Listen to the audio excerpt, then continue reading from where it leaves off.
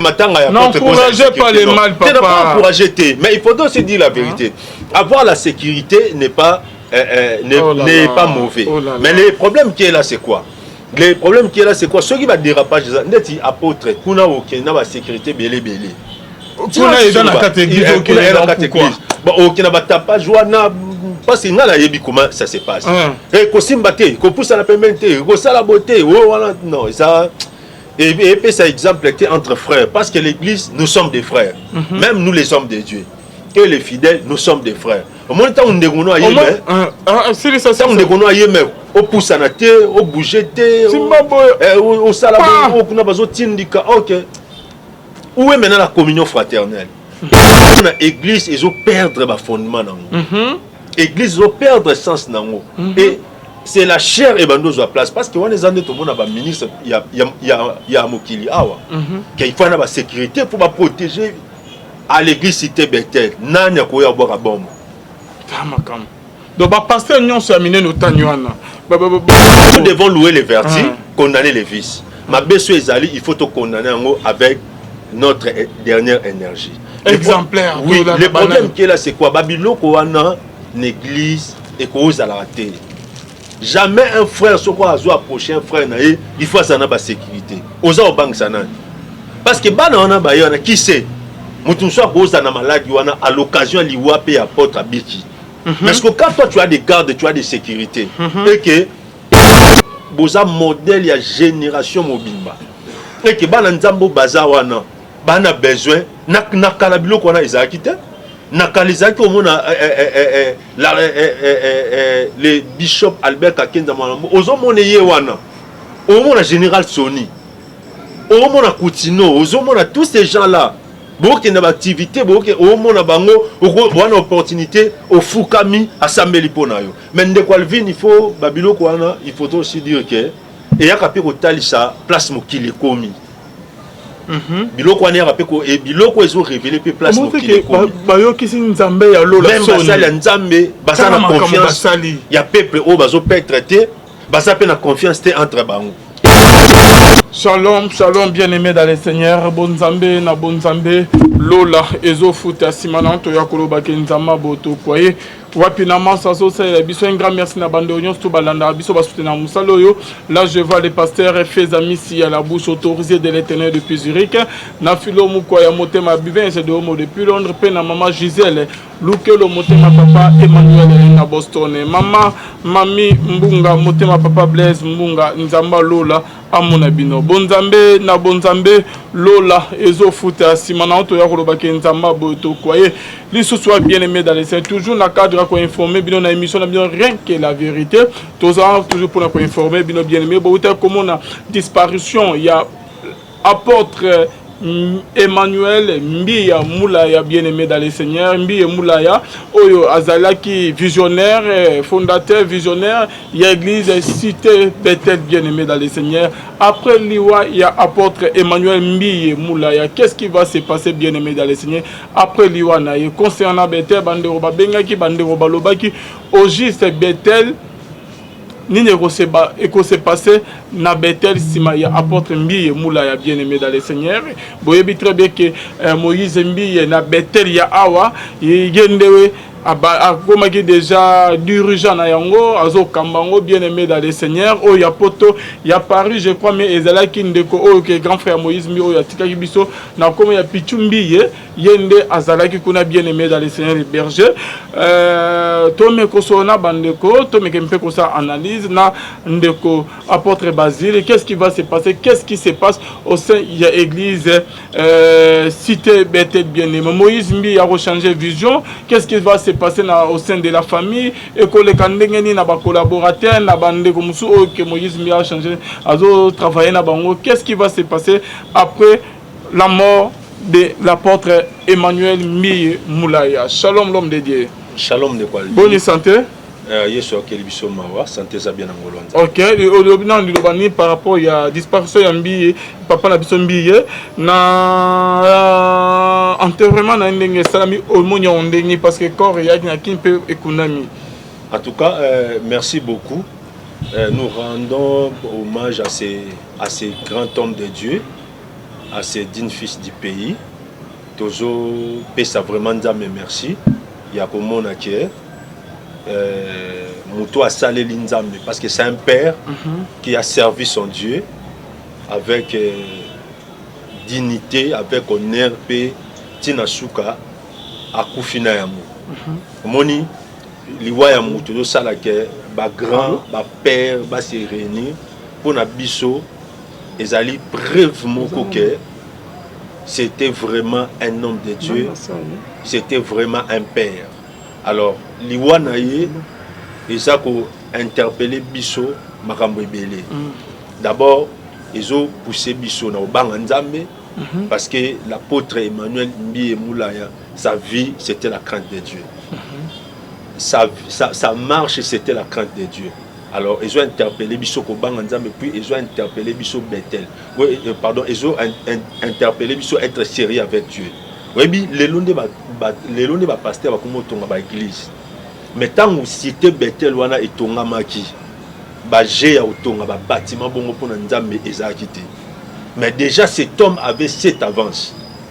Donc il était parmi les rares hommes de Dieu. Il y a tonga déjà église dans l'époque wana. Alors, c'est vraiment quelqu'un que nous rendons beaucoup d'hommages, beaucoup de respect. Et nous bénissons Dieu pour appeler ça Ibiso Moutouaboye. Et puis, Tala Liwanae, au moment où ma père Nyonso s'est retrouvé dans la place Ouane. Et j'étais très content. Il y a mon général Sonic Afuta Rockman, il y a tous ces grands-là, il y a l'apôtre Léopold Moutongo Kalomo, il y a grand Nyonso qui s'est réuni autour de Liwa et puis encadrer encore davantage moi c'est vraiment une bénédiction. Mais papa tout le monde peut présence ya basa na nzambe mais et dans la bande musu bazo c'est lamentement trop na présence ya basa na nzambe OK ba yaki wana il faut au monde na papa na ngai ndenge basa na nzambe bazo ya na ba sécurité on dirait que ba ministre moko boye on dirait ba général moko ba garde corps partout ko simbate be na bo bureau nyonso wana papa mais Jésus azalaka boyete ba apôtre bazalaka boyete quand même l'homme de Dieu. Non bon hein? La parole de Dieu reste la parole de Dieu. Dieu est le même hier, aujourd'hui et éternellement. Au monde, il faut tout comprendre au monde de Gualvin. C'est vrai, il y a des soldats, mais il y a des cordes, il y a des sécurité. Mais sécurité, il y a des malais, mais papa, exactement que non. Bana na ba priana bango ba disciple na to ba fidèle na été ozo mona ceux qui paye ba misus ba yewa na ba policier ba misus na ba bana moura ba misus na ba frère ba sécurité que ba vimba ba maître simona bango au juste pas ko simela ba misus ba téléphone ba sec na ba auto bango comme bango que baza aime le ba exemplaire j'ai pas compris.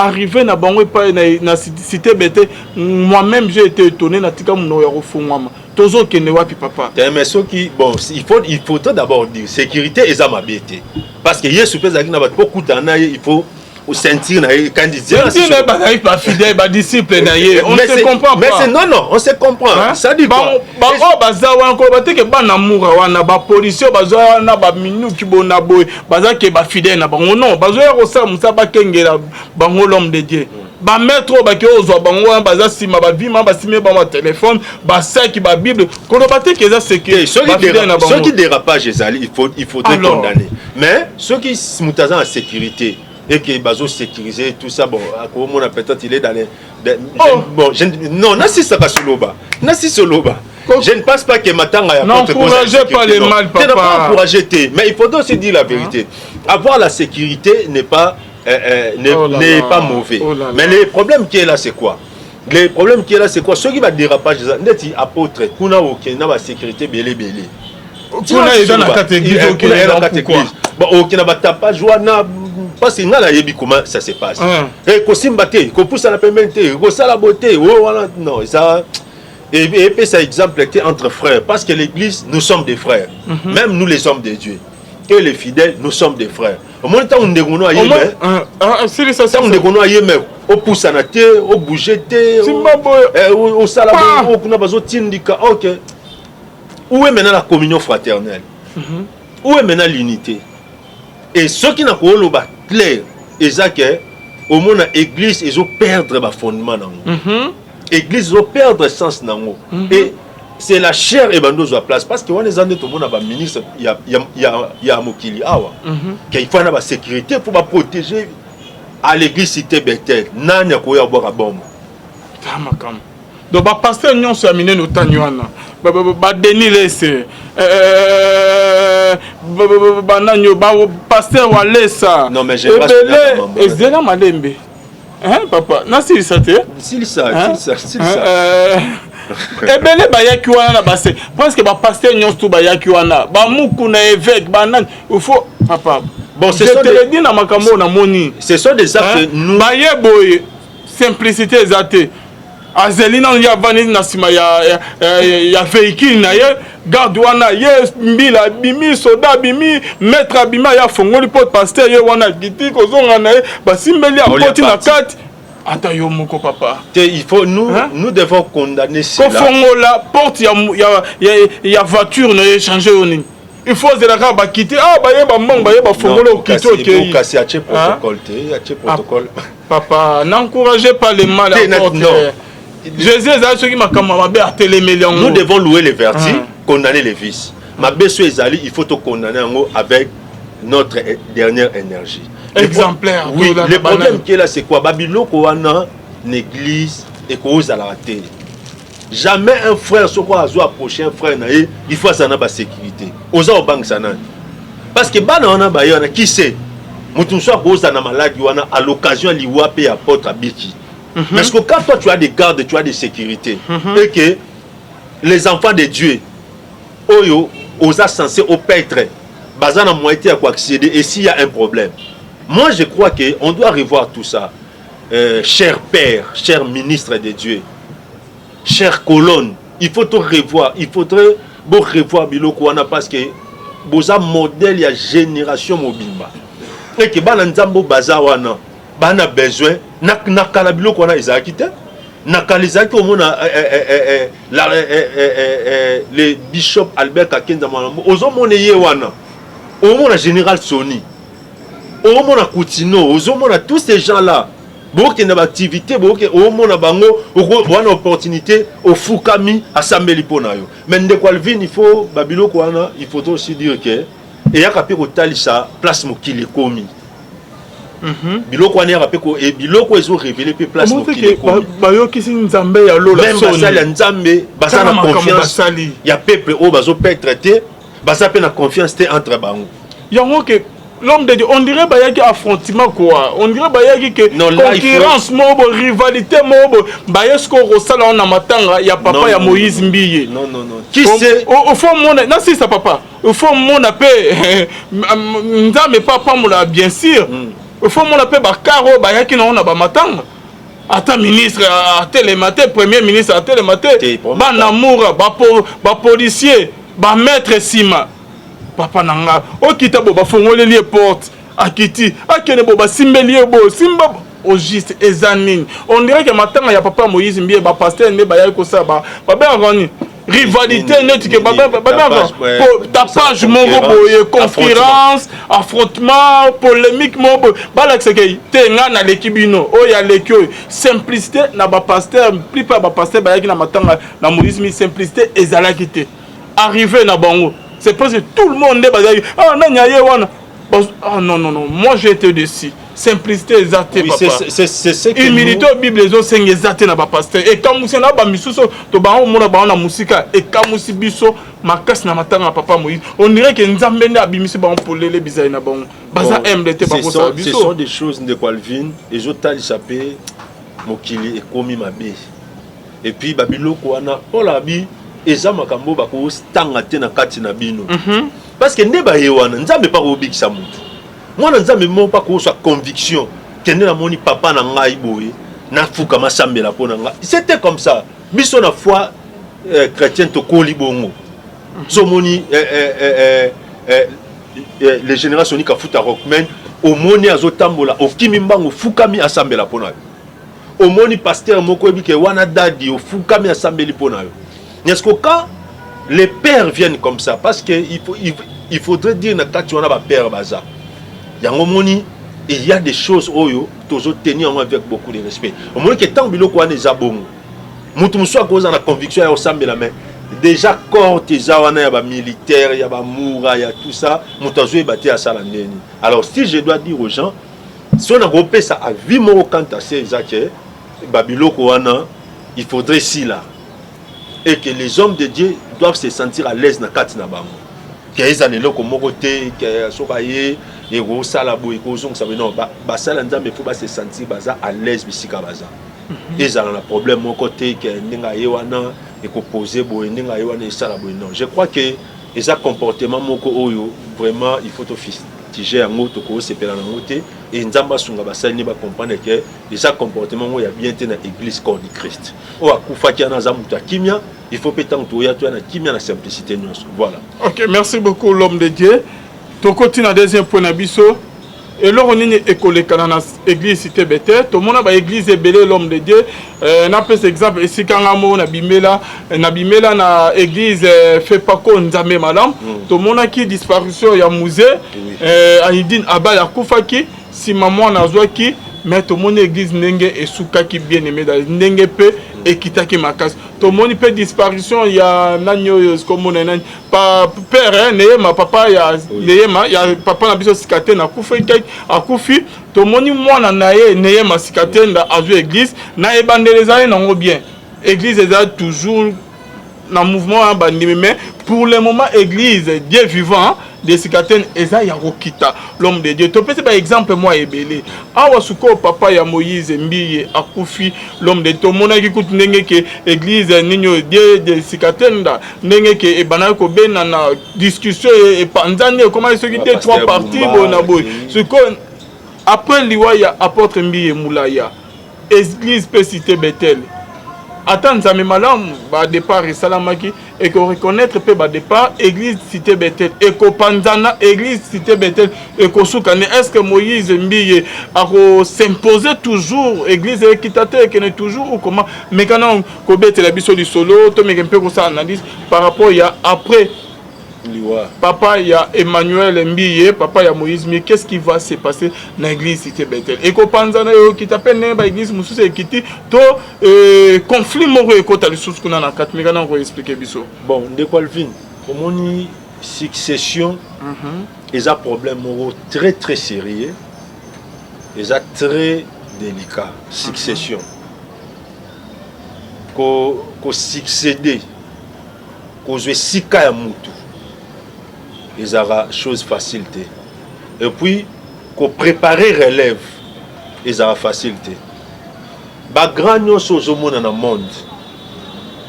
Na sololi na bango nyonso te, mais ça na préoccupation mo eleka bango na mutu.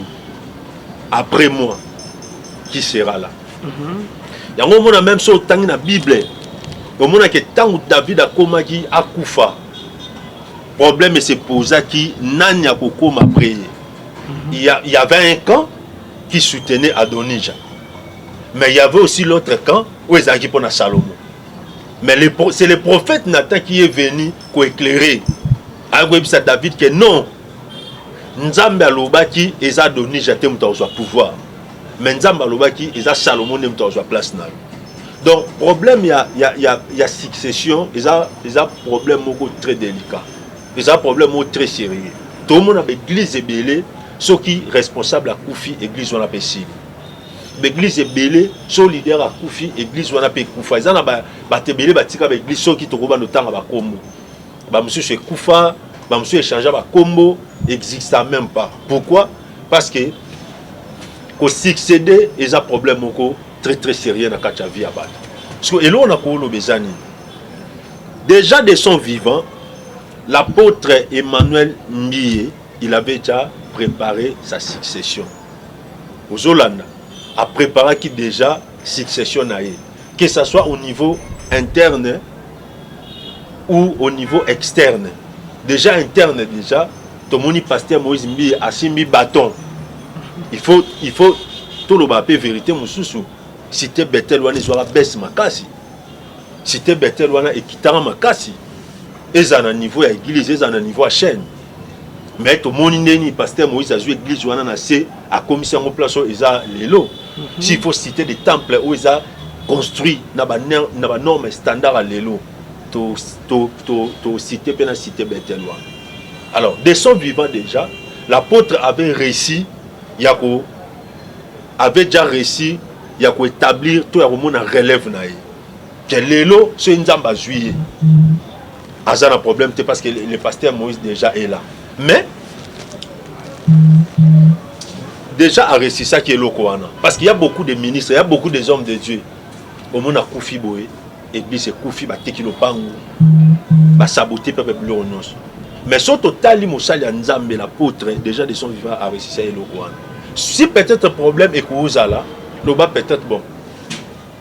Autant la statue à l'église qui doit faire quoi? Consulter la statue à l'église. L'église est en Mikanda. Si tu es les communautés à l'obité, les communautés, il y a monnaie. Je pense que va consulter Mikanda église et puis autant là-bas par rapport à Mikanda, nanya uzala nani, nanya utikala nani. Mais déjà il faudrait toyer baké. Nzambe déjà établissait le pasteur Moïse Mie, c'est lui qui est en train de travailler, c'est lui qui est en train de faire le travail. Donc je pense que côté succession, et que vous avez peut-être un problème mingité, parce qu'il y a déjà un fils valable, oiseau ça Moussala comme il faut. Oyo, Moussa les a assez à tomber en OP, les lots Moussala n'est comme un niveau déjà les lots. Voilà un peu, Oyo n'a pas par rapport à ça. Mais quand même pour changer de vision, hein? Il y a papa n'a dès son vivant déjà. Oui. Par rapport à Ndenge que c'était Bethel les Aïki di Bosso, faut que là tabaki tambala na moto. Kolata Bajip a changé déjà vision non. Est-ce que aux hommes on a été que après le sous liwa il y a papa naie a rechangé comme église to a recote ça le sous ndenge ya lingue est-ce que bazala en accord avec famille to ba collaborateur ou comment na éviter parce que nous aura déjà Moïse ministre hein Moïse ministre déjà ils ont en tout na ba élément naie na ba prédication et ils ont comment déjà à recréer le Ronaï, à rechanger comment il y a cité Bethel. Qu'est-ce qui va se passer? Est-ce que la famille va d'accord, collaborateur ou comment? Parce que comment il y a chaîne essayé d'échanger déjà, au lieu il y a radio, télé, sentinelle, à changer qui ont déjà commis siloé. Donc c'est ça quoi. Le monde en dernier papa. Bon, au monde de Qualvin, Moutounion soit à la touche naïe. Mouton soit à la touche, Mouton soit à la port par rapport à Moussalo à Zosal. Donc on remarque au monde qui message est à moko, mais apôtre Emmanuel Mie, c'était un homme un peu très radical. Vous comprenez? Il y a Azaki n'a pas principe à Tikalakiwana. Mais quand pasteur Moïse est venu, il faudrait dire aussi que c'est la jeunesse qui est venue. Alors jeunesse tangoye et apporter peut toucher à la jeunesse. Vous comprenez? Un peu large, surtout dans l'Italie habillement. Parce que tu es Bethel les Aki, aux ans mouchoir de tête au côté, au pantalon au côté. Il y avait pas mal de choses aux Aki qui sont aux ans na Bethel au côté. Mais les lots avec les pasteurs, on sent que Moutunion soutenu au côté au Sambeli. Et ils appellent ma bêté parce que ils à l'église, ils à l'église en États-Unis, les églises partout, tenus à rapidement pour problème. Que mutalati pantalon ou alati quoi bible lobika elo moko moi si alata avec pudeur et modestie, voilà ce que la Bible dit. Donc le pasteur ce n'est pas qu'à changer de vision à mon avis, mais il a apporté une touche à la jeunesse, il a apporté une touche par rapport à son appel, il a apporté une touche par rapport à Onzambe à Benguié à Sala. Je crois que c'est aussi très important. Mais à ce qui concerne l'avenir, il y a cité Bethel Wana, je crois que c'est une grande communauté où il y a la responsable Bavan. Basolola, Bata l'avenir. Mais ce qui est une question, c'est simple. Il faut que pasteur Moïse Mia Samoussa. Est-ce que Panzana tene ba église musu se belé Panzana ba départ et salama ya moi mingi net ki nzambe madame il y a eu des départs il y a ba pasteur ba kena pe ba créer ba église na bango misusu to moni pe na nzambe de sikatenda hein église Dieu vivant Dieu vivant oui tout le monde peut ba départ ba église pasteur Bumba ba bimi ba tunene ba bimi ba tikiam bon après liwaka il y a leader il y a visionnaire ba départ les églises et Panzana Cité Bethel et Panzana peut ou comment non je ne pense pas parce que Cité Bethel est réussi ça y déjà du vivant de l'apôtre, il y a aujourd'hui un leader. Et puis un leader charismatique, le roi pasteur Moïse. Il faudrait dire ça parce que de son vivant déjà, tout le monde était d'accord par rapport à son leadership. Au moni, ceux qui t'ont talibé l'église sont mis à citer Bethel na Dieu vivant. Au monde que le prophète Néma Sikatenda, je crois, apparition de Salami m'a cassé beaucoup plus tant que prophète Akoufi. Tant que prophète Jacques Akoufi. Mais au contraire, citer Bethel que de son vivant, le pasteur Moïse Mie a été approuvé dans l'église. En tout cas, Yenda Zawan. Alors, ce qui est vrai, l'apôtre Emmanuel a sa colonne Yamakasi. Disparition naïe, ba fissure et ko salama. Nabi et ko salama pour me compta bazanga ate. Et ça peut na batusu tamsusu, na ba pasteur musu bien sûr. Tamsu akokanaye vraiment leadership ya pasteur Moïse Mie, ça ne manque pas. Mais d'ensemble, je crois que l'église c'était Bethel à la bénédiction d'avoir un leader, le pasteur Moïse Mie. Et là, si c'était moi à leur place, je vais poser une question dans le babati qui est à Salamoussal. Merci beaucoup, l'homme de Dieu. Mais compter Zangate. Mais il faut que les Congolais pas à Ramoutamouté Mamabé. À comment que Mouto y a Salamoussal bien. Parce que mon problème, il y a succession à Ranine. Bible aussi longtemps que l'héritier est encore enfant, il ne diffère rien d'un esclave. Et là, Mouto est capable de relever Moussala. Mais tout le monde va prévoir sur le pasteur Moïse Mie à Sali.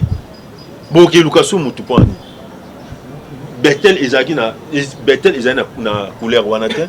Bethel Ezagi na aspect wanate. Bethel etikala sou na batu ya nombre wanate. Lelo tous ces gens qui viennent là-bas, baza fier ya kokota na kati église wana. Déjà au la construction, tali libango batonge l'église wana, o balati église wana. Mais boke Lukasu Moutou Poni. Déjà, il y a quelqu'un qui est capable, il est à la hauteur. À Osala Moussala, Boke Lukanani. Babylone, je suis bon, je suis tout ça déjà dans mon toyo, à ça, il preuve, à l'exhibition de quoi il est capable, même, il faut que nous comme ça. Les abonnés, les responsables, les abonnés, les sa pasteur Moïse Mie, à Sala Moussala, point barre. Merci beaucoup, apôtre Basile. Message à ceux qui ont concernant Bethel, Moïse Mbiye, fidèle à Bethel, ou côté famille de Moïse Mbiye. Oui, message est ça qui est basé à la INI. Parce que l'apôtre Emmanuel Mbiye, c'était un homme pacifique, c'était un pacificateur, basé à la INI, basé à la Soudé, garder saine doctrine au papa Azalaki Nango, Tambola Kaka, Ndenye papa à Tambolaki. Je crois que ça va bien. Par rapport à la famille, on a aussi soutenir le pasteur. C'est une lourde responsabilité au commune en Lelo. Moi, liboso, tant que papa Zaki Zaki Nemusu, mais Lelo, ce qu'il y a za payer moko. Famille vraiment a besoin de soutenir le pasteur Moïse. L'église cité Bethel, a besoin de soutenir le pasteur Moïse. L'église corps du Christ, tu as besoin de soutenir le pasteur Moïse pour Moussalawana et Tikalakabo. Et qu'on servi par exemple. Na ba père oyo bazali bakola kisabanu moni papa kenda meta mwana nda osala musala. Je crois que surtout aujourd'hui pasteur Moïse, aujourd'hui les prophètes Néma Sikatenda et ça par exemple OK ba leader ba kufi mais batikali ko relever misala au-delà même. Je crois ça va servir d'exemple pour que misala wana ezala très bien. Okay. Voilà ce que j'ai fait. Merci beaucoup apôtre Natike Lyotan liboso ya caméra. Merci. On met un peu au la prière na bande ko bazo na biso pendant juste 10 minutes et puis c'est bon. Merci beaucoup. Shalom peuple de Dieu, que Dieu vous bénisse infiniment. Je crois que médias ils attendent. Toyo Kindenge papa journaliste MC Bisso, tu as vraiment quelques minutes seulement, tu as tant minutes mais na tu ça ba sujet de prière. Nanda ko place aux ali, ko sambela ba sujet wana, na chambre place aux ko sambela ba sujet wana. Je crois que le Seigneur va te bénir. Que Dieu nous bénisse na sambela, Dieu d'Abraham, d'Isaac et de Jacob. Le Père de notre Seigneur Sauveur Jésus-Christ n'a abandonné mon moment à prédication, d'exhortation dans ma bouche. O aza malade ya bika, o aza na promesse de solution, o aza nge kimia na kombo Yesu tolobi. Amen. Que Dieu vous bénisse. Message nous avons appelé Sibiso, toujours parler sur les alliances de sang. Les alliances de sang, bien aimés, ezali ba réalité où ils ont détruit ba vie à Batebele. Et ça, un phénomène où ils ont détruit la foyer à Batebele. Et ça, la réalité, où ils ont détruit la vie à Batebele. Batebele, sur ma vie, ils ont croupir. Batebele, sur ma maison, tambolate. Ils allaient à cause de l'alliance des sangs. Alliance des sangs, ils allaient. Alliance des sangs, ils allaient, alliance oyo, ils allaient sala na kati na yo à partir ya makila na yo. À partir ya famille au bimeli. Ils allaient, alliance oyo, ils allaient réalité spirituelle. Ils ont un phénomène spirituel aux hommes dans la vie, mais aux hommes dans balabala te, aux hommes dans nzela te, mais aux hommes comme la yo à partir de libota au bimeli, à partir de la famille au bimeli. Bien aimé, dans le bakeloko chaque fois, monde spirituel existe, les réalités spirituelles existent, et je répète encore, au kobo yango, mais baswa na ba fête, ta la vie na bien, ta la makambo e komela yo. Tala vie à bananayo. Tala makambo oza ko bika. Okoya ko se rendre compte qu'il y a quelque chose qui ne va pas. Nebsa abatu chaque fois. Monde à ténèbres et boto la ramutu apparence. Éthique la ramutu apparence pardon et boto lié réalité. Monde à ténèbres éthique la ramutu apparence et boto lié réalité. Bako éthique lo apparence ya mutu voyager. Bako éthique lo apparence ya mutu ana taille.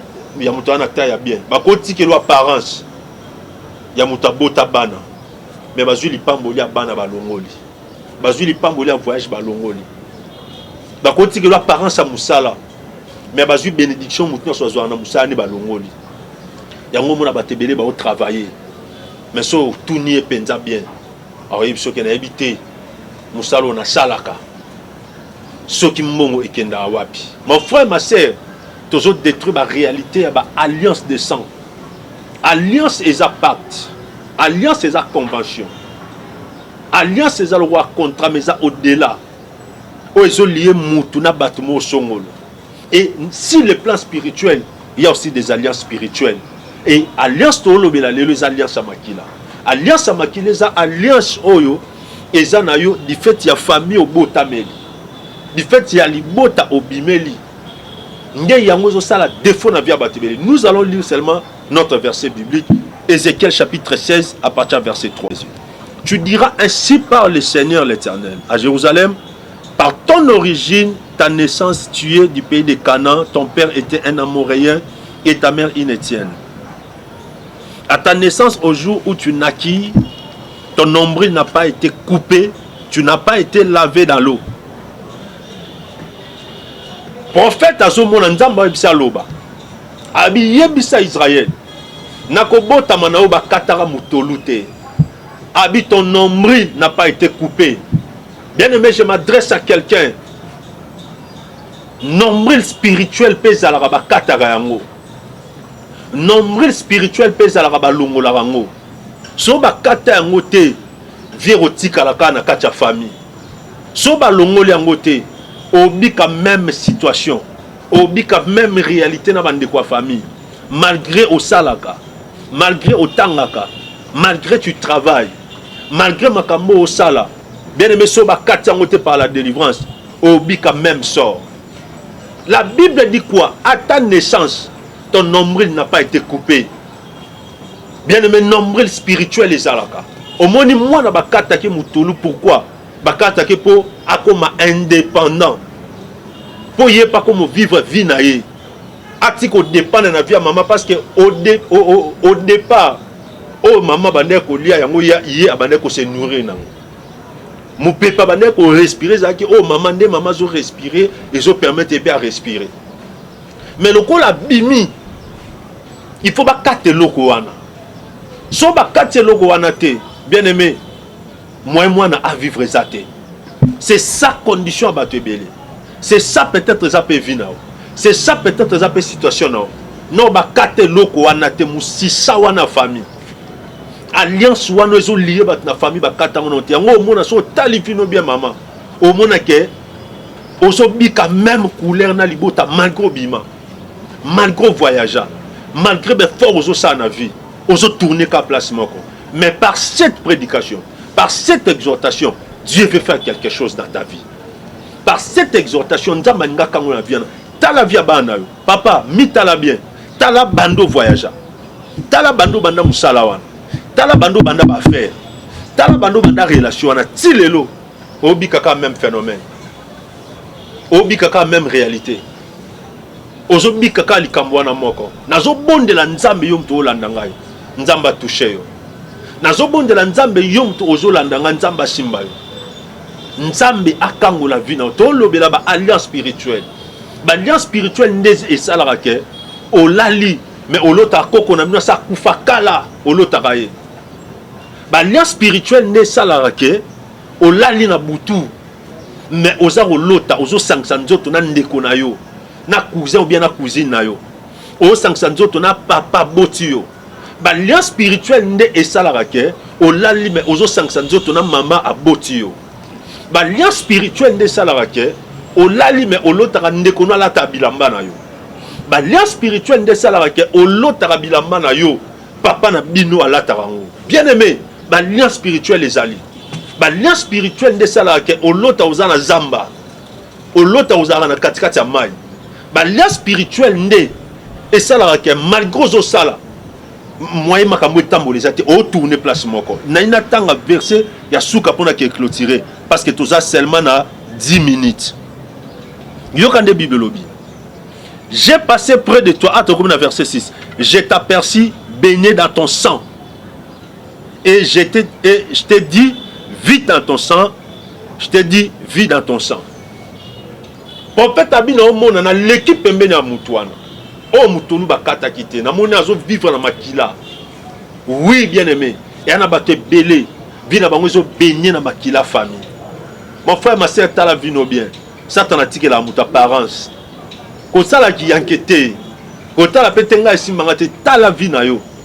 o mona ke ba tiqué la on dit apparence mais vie ezo baigner na makila famille ya gindoki ezo baigner na makila famille ya malédiction ezo baigner na makila famille ya célibat ezo baigner na makila famille ya chômage oza mayele mais musala ozo opportunité musala morote bato leki na intelligence bazo engagé bango mais yo otikala tala vino bien au mona ke ozo baigner na makila ya famille makila blocage makila ya célibat makila ya stérilité nzamba alinga kangola ndeko moko alinga kangola frère moko balinga kangola sœur moko na kati ya exhortation les alliances du sang ils ont bloqué bato ebele et ça bato mususu par rapport à alliance ya makila famille babela rabela kaka ba alliance du sang et créa même ba maladie chronique et créa même ba maladie héréditaire maintenant bondela na kombo ya Yesu so bakufa na ba rein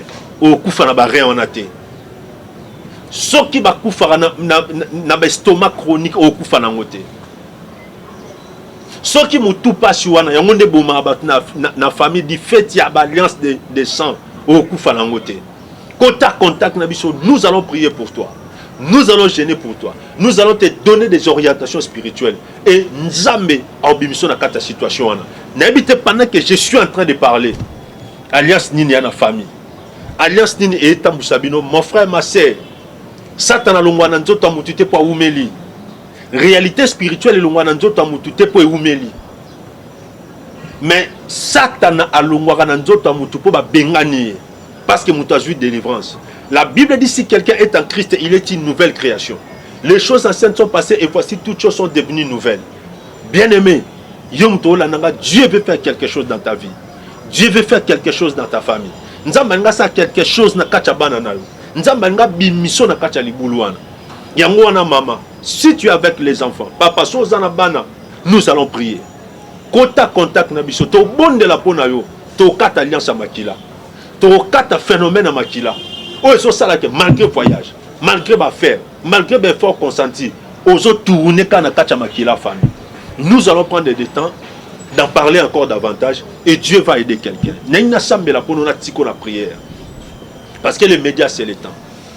N'ayna sambela pour na yo. N'ayna sambela pour na papa moko. Na sambela pour na maman moko. Na sambela pour na frère oiseau landanga, sœur oiseau landanga. Aux autres senti que malgré mes efforts aux autres ça la place aux arts. Mais l'eau mora famille zo kanga yo. Phénomène mora libote zo bloqué yo. Ba alliance ya famille et bota ba mari na ba femme de nuit. L'alliance ya makila et bota ba marina ba femme de nuit. L'alliance ya makila et tinda moi mobile tout moi si yé moko na douche yé na chambre ami sepelisa à pratiquer ba masturbation. Et ça ba alliance ya famille et na prière nous allons détruire cela. Nzamba pambola yo ma sœur, nzamba pambolo mon frère, nzamba pambola couple nzamba pambolo mama papa. Yom tozui li bakwa rolanda biso. Nzamba linga kangola libota na. Bible solo ba je suis venu pour que mes brebis aient la vie en abondance. Il faut vivre vie tozo na nzela Yesu Masia. Il faut obika vie nzamba pesi na nzela moi na Yesu Masia. Et ça va transformer quelque chose en toi. Que Dieu nous bénisse abondamment. Nengina sambela pona. Non, peut ça quelques sujets de prière. Et bah sujet de prière wana ozana chambre sambela. Sangi sabana bo sambela. Oyebi ndeko no moko azana makambo etungisaka ye bo sambela. Bo soita la prière parce que Dieu va accomplir quelque chose. Na kombo na Yesu Mashia. Zambe apambola biso. Nalingi on note sujet de prière. Sujet de prière à liboso, c'est un sujet simple. Mais on est au sungayo, au kota na kati ya prière.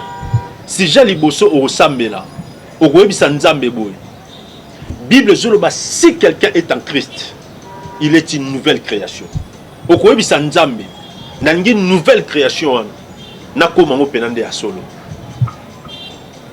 Nangi na koma yango ya solo. Yami bale yebisa nzambe. La Bible dit ceci. Il n'y a point de condamnation pour ceux qui sont en Jésus-Christ. Nous allons dire que la condamnation à makila. Où est-ce condamné yo? Quand na makila bo tatato ya bo mama po obalate, pour sa stabilité na vie sentimentale na yo. Où est-ce condamné yo ozo musalate? Où est-ce condamné yo obalate obotate? Où est-ce condamné o sepelate? Bondela nzambe asalo faveur. On est à deuxième sujet de prière na biso. Sambela nzamba sungayo. Troisième sujet de prière.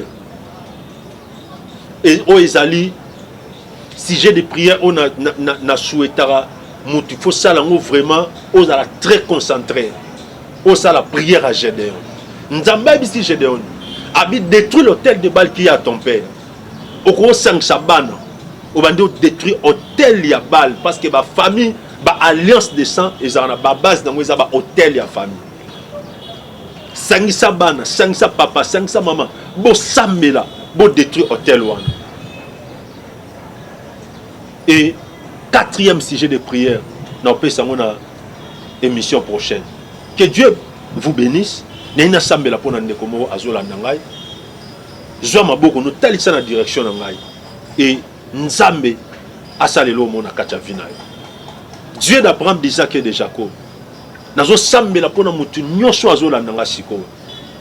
Tika Nzambe o abenganga a touché vinayo.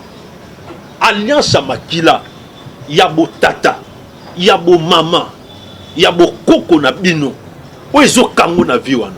Au nom de Jésus etikalo. Au nom de Jésus est libéré. Nzambo na sambela. Apeso via sika. Nzambo na sambelaka.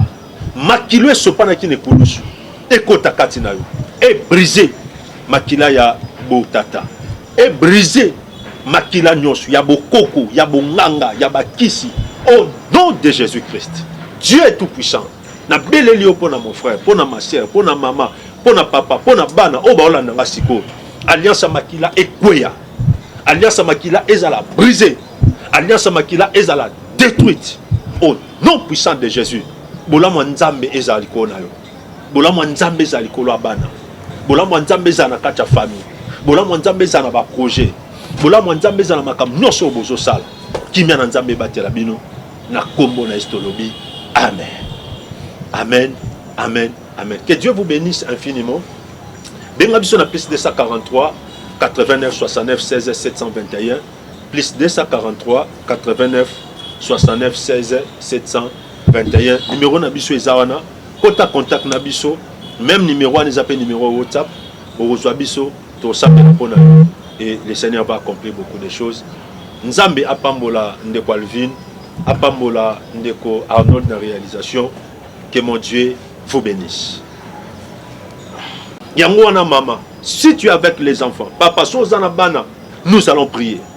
Kota contact na biso, to bon de la pona yo, to kata alliance à Makila, to kata phénomène à Makila. Oh, so ça là que malgré voyage, malgré ma faire, malgré mes efforts consentis, oso tourner kana kacha Makila famille.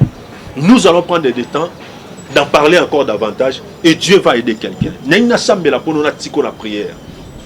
Parce que les médias c'est le temps. N'ayna sambela pour na yo. N'ayna sambela pour na papa moko. Na sambela pour na maman moko. Na sambela pour na frère oiseau landanga, sœur oiseau landanga.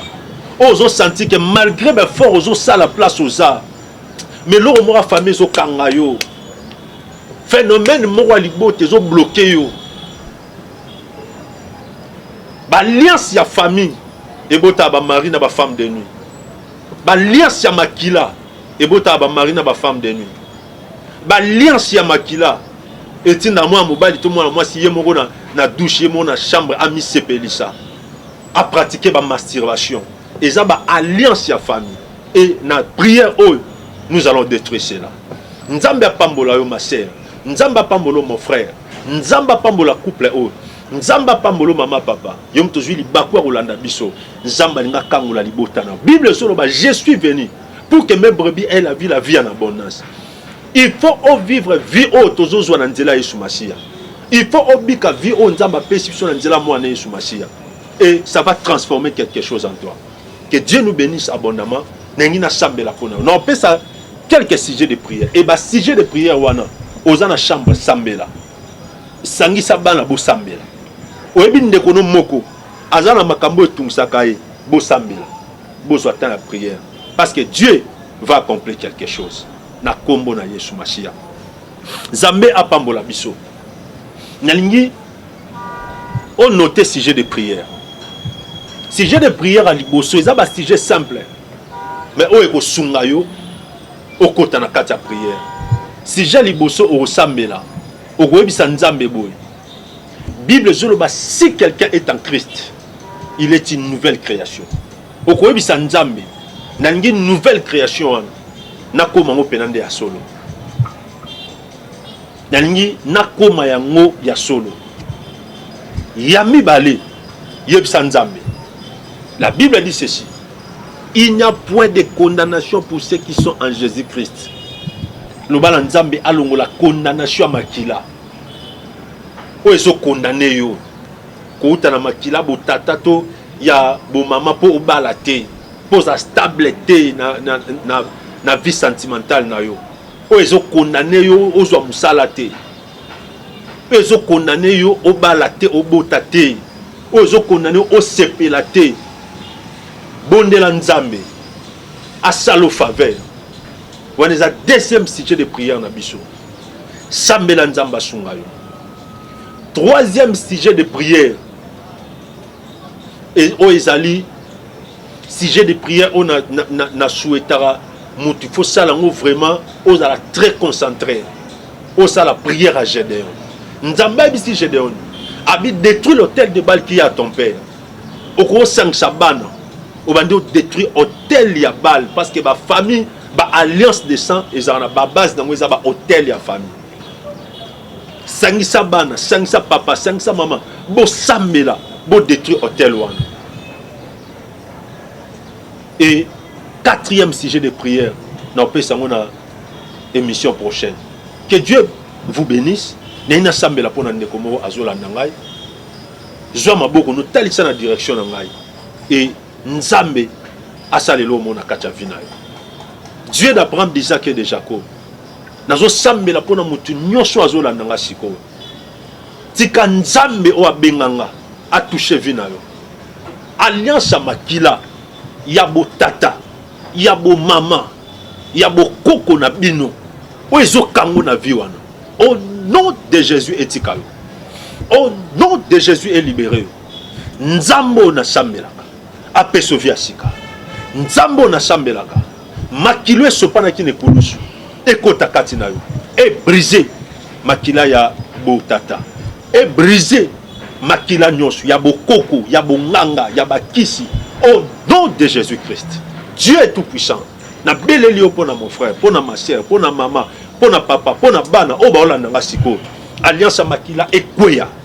Alliance makila ezala brisée. Alliance makila ezala détruite. Au nom puissant de Jésus. Bola mwanzambe ezali ko na yo. Bola mwanzambe ezali ko lo bana. Bola mwanzambe ezana kacha famille. Bola mwanzambe ezana ba projet. Bola mwanzambe ezana makam nyonso bozo sala. Kimia na nzambe batela bino na kombo na estolobi. Amen. Amen. Amen. Amen. Que Dieu vous bénisse infiniment. Benga biso na plus 243 89 69 16 721 plus 243 89 69 16 721 numéro na biso ezawana kota contact na biso même numéro wana ezapé numéro WhatsApp okozwa biso to sapela pona et le Seigneur va accomplir beaucoup de choses. Nzambe apambola ndeko Alvin, apambola ndeko Arnold na réalisation. Que mon Dieu vous bénisse.